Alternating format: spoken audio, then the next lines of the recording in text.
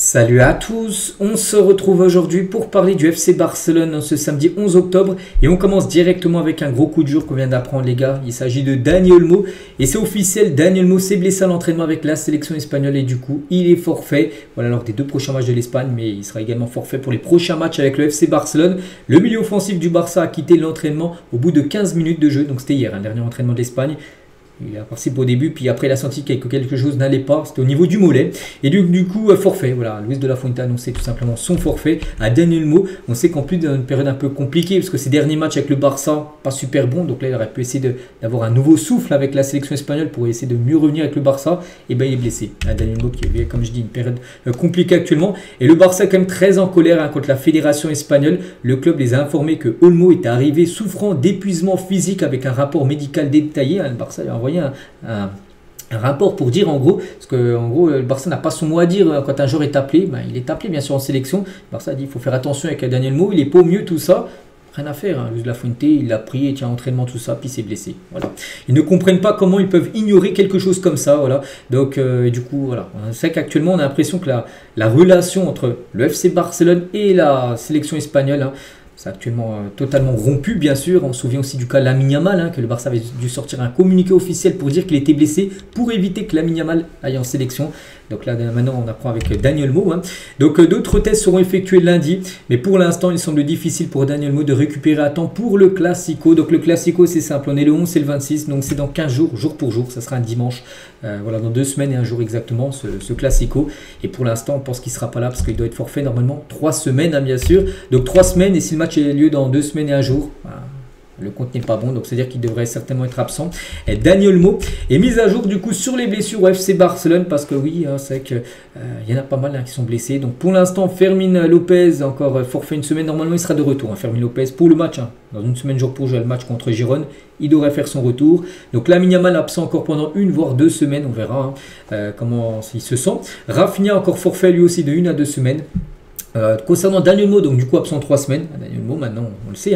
Juan Garcia encore forfait pendant 1 mois. Ter Stegen forfait 3 mois. Et Gavi donc lui à l'arrêt encore pendant 5 mois. Février il devrait revenir Gavi. Donc voilà la mise à jour bien sûr des blessures avec un nouveau joueur blessé. Bien sûr en la personne de Dani Olmo.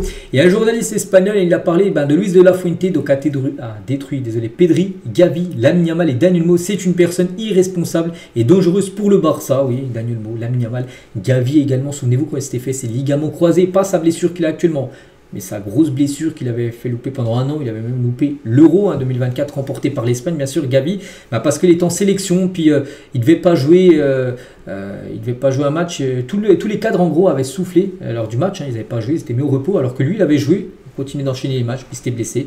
Donc c'était encore Luis de la Fuente qui avait fait ça. C'est vrai que Luis de la Fuente, c'est pas quelqu'un qui aime le FC Barcelone, parce que oui, il utilise beaucoup les joueurs du Barça, mais souvent ils reviennent blessés. Et c'est bien sûr un gros problème. Et toujours avec Luis de la Fuente, ouvre la porte aussi un retour d'Ansu Fati. N'oubliez pas que Fati, oui, ne joue plus au Barça, mais il appartient au FC Barcelone. Il est prêté à l'AS Monaco. Il reste encore 3 ans de contrat à Fati. Bon, et après il a une option d'achat dans son contrat avec Monaco. Mais Fati fait partie des joueurs que nous suivons. Nous sommes très heureux pour Ansu. C'est une bonne nouvelle pour l'équipe nationale, parce que peut-être pour la trêve du mois de novembre, il pourrait être appelé. N'oubliez pas que Fati a marqué quand même 5 buts là sur ses derniers matchs avec l'équipe de Monaco. C'est pour ça qu'il pourrait peut-être faire son grand retour en sélection espagnole. Ansu Fati. On continue donc, du coup on revient nous sur le match contre Girone, donc c'est samedi prochain. Donc pour l'instant, on se dirigerait vers un 11 comme ça, avec tous les blessés, tout ça. Donc ça pourrait être déjà du Chesney, bien sûr. Juan Garcia n'est pas là. Donc Alex Baldé pourrait commencer titulaire à gauche, Cubarsí, Eric Garcia et Jules Koundé à droite. Donc Pedri, De Jong, Fermín López, il fait son retour, il pourrait être dans le 11 bien sûr, vu que Dani Olmo n'est pas là.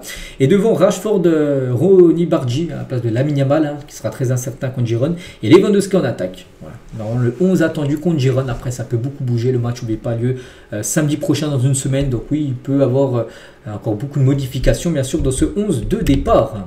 On continue avec Juan Garcia.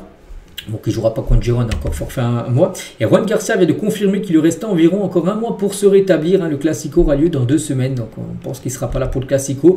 Regardez, parce que hier il y avait un match de basket, du FC Barcelone, et une journaliste, Movistar, lui a posé quelques questions. Et Juan Garcia a confirmé en interview qu'il lui sera très difficile de participer au Classico. Il a dit: mon genou va bien, très bien. tout va bien, il reste environ un mois. Donc voilà, s'il lui reste un mois, le Barça ne prendra pas de risque, hein, même si c'est le Real en face. Ils feront jouer Chesney. On verra comment ça se passe, bien sûr. Donc j'aime beaucoup le basket, parce qu'il était un match de basket, hein, où il a été interviewé. Et chaque fois que je peux, j'essaie de venir voir les matchs, hein, car l'ambiance ici est merveilleuse. J'espère que le match se terminera par une victoire. Bon, après, je ne sais pas si le Barça basket a gagné son match, hein. Donc voilà, quelques infos concernant Juan Garça. Mais surtout, la grosse info, c'est qu'il lui reste encore un mois, qu'il devrait certainement être forfait contre le Real Madrid, a prévu dans la moitié d'un mois, donc dans 15 jours, ce match. On continuera à parler maintenant du mercato, et Hansi Flick et le Barça sont susceptibles d'explorer leur option sur le marché des transferts de janvier pour renforcer l'équipe. Donc voilà, en janvier, pour avoir des mouvements de mercato, surtout dans le sens des arrivées.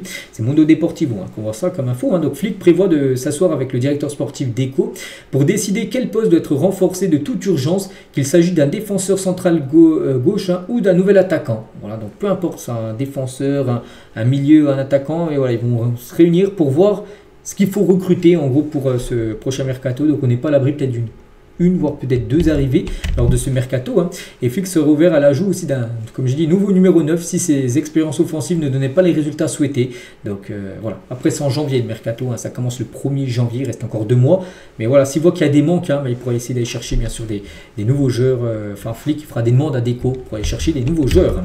Et concernant un joueur que le Barça suit, parce qu'on a déjà parlé, hein, récemment les gars, oui, le Barça suit bien l'attaquant Eta Young, jeune attaquant camerounais de l'équipe de Levante, qui a marqué en plus pas mal de buts, hein, sur les 8 premiers matchs de Ligue 1, il a marqué 5 buts, 3 passes D. C'est très bien. Il dispose d'une clause libératoire de 30 millions d'euros avant la saison prochaine. Voilà, 30 millions d'euros, c'est sa clause libératoire. Donc si le joueur donne son oui, si le Barça paye cette somme, le joueur peut venir. Donc 30 millions d'euros. Même si le Barça financièrement n'est pas au mieux, on pense que 30 millions d'euros, le Barça a les moyens de trouver cette somme d'argent. Voilà. Donc à voir. En plus, il est tout jeune. Voilà, c'est un très bon joueur. Donc est-ce que le Barça ira ou pas? Après, officiellement, on verra. Bon, en tout cas, le Barça suit bien le jeune Eta Young. Le Barça suit également Gilberto Mora. On avait parlé un peu de ce Pedri mexicain depuis un moment. Donc le Real Madrid, le PSG, Manchester City, Arsenal et Chelsea sont également tous entrés dans la course, hein, concernant ce jeune Mexicain qui joue actuellement la Coupe du Monde du Vin. Donc un joueur qu'on verra certainement jouer en Europe. Après, dans quelle équipe? En tout cas, le Barça fait partie des clubs intéressés. Lamine Yamal gagne 200 fois plus que Lionel Messi à 18 ans. Donc Messi a 18 ans. Il touche à peu près, hein, du côté du Barça 1500 €. Bon, c'est un beau salaire, hein, à l'époque, surtout pour un tout jeune joueur de 18 ans. Ronaldo, il est à 1002 à 18 ans. Donc Lamine Yamal à 18 ans touche 300 000 € son contrat. Donc c'est 200 fois plus, bien sûr. Voilà, parce que maintenant, c'est que l'argent a totalement évolué, bien sûr, dans le football. Puis Lamine Yamal a signé un très beau contrat récemment. Donc voilà. Petite info de plus, hein, concernant Lamine Yamal. On continue avec Jordi Alba qui va prendre sa retraite d'ici quelques semaines, hein. Et la première passe décisive que j'ai donnée à Messi, parce qu'avant ça marchait bien, le duo bien sûr Alba-Messi. Donc c'était au stade d'Osasuna quand nous avons gagné, et depuis je pense que nous sommes très bien compris. Le timing entre nous qui était là ou qui existe toujours fonctionne parfaitement, parce qu'il y a eu encore des matchs, hein, avec Miami où Messi a reçu une passe D bien sûr de Jordi Alba, et je suis très heureux parce que j'ai joué avec le meilleur joueur de l'histoire et que je me suis connecté avec lui d'une manière merveilleuse. Je lui ai donné beaucoup de passes D, mais il m'a pratiquement donné tous les buts que j'ai marqués, donc je suis fier bien sûr d'avoir été là, bien évidemment, hein. Je préfère me retirer, voilà, prendre ma retraite lorsque je ne peux plus être au sommet de ma forme, et je pense que c'est le bon moment pour prendre ma retraite, parce qu'il a fait une magnifique carrière, puis il sent que là il arrive bien sûr sur la fin. Je sais pas quel âge il a, bon, il a plus 36, 37, hein, Jordi Alba. Donc voilà, il sent que le football maintenant, peut-être qu'il continuera à jouer, peut-être en amateur, mais le football professionnel, tout ça, même à Miami, ouais, il souhaite mettre ça de côté, bien sûr. Jordi Alba, il a fait une sublime carrière, et j'ai de nouveaux projets en tête. Barcelone me manque, hein, peut-être qu'il reviendra à Barcelone, je sais pas, peut-être en tant que un rôle ambassadeur, directeur sportif, entraîneur, comme beaucoup d'anciens joueurs du Barça sont devenus après entraîneurs. Et ben peut-être sera dans les projets, bien sûr, de Jordi Alba. Et on finit aujourd'hui les gars avec ce maillot en mode NBA. On parlait un peu tout à l'heure du basket, donc un maillot NBA, mais maillot personnalisé FC Barcelone, hein, que je trouve sublime. On finit cet épisode avec ça. Donc voilà les gars ce qu'il y a à dire aujourd'hui. J'espère que ça vous a plu. On se retrouve nous demain, bien sûr, pour le prochain numéro. Je vous souhaite une très bonne journée et à demain.